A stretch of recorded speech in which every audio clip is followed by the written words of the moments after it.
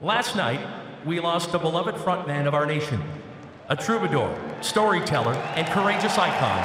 Gord Downie personified what it means to be Canadian.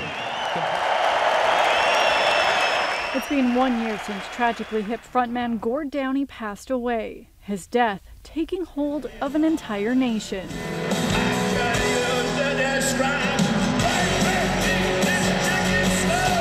He knew, as great as we were, we needed to be better than we are. And that's why his last years were devoted to Cheney Wedjack and to reconciliation. This is something that I've certainly drawn inspiration and strength from.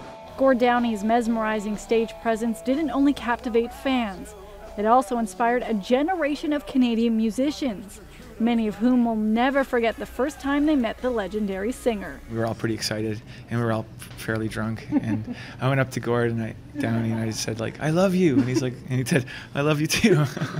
And I started singing a little bit of the song "Putting Down" from Music at Work to him. He's like, "Hey, you got a pretty good voice." And I'm like, "Thanks, man." And 4 or 5 years later, we were actually on a bill with the Tragically Hip in Kingston, and he remembered that. And that's kind of Gord, you know.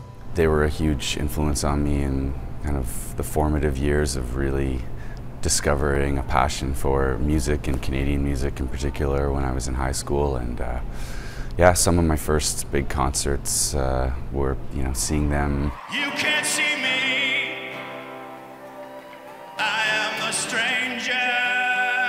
Downie's influence wasn't just limited to this country. British rockers the Stereophonics also have a hilarious memory of the first time they met the Canadian legend. A friend of ours who was working in LA at the time had a cassette with Little Bones and Blow It High Dough and Twist My Arm. And we covered those songs really early, in like about 94, and people thought they were our songs, so we kept playing them.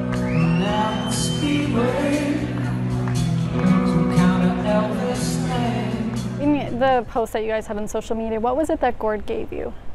It was a book. He brought a couple of books.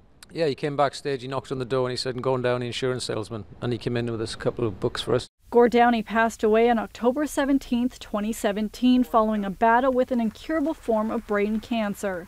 He was 53 years old. For City News, I'm Lindsay Dunn.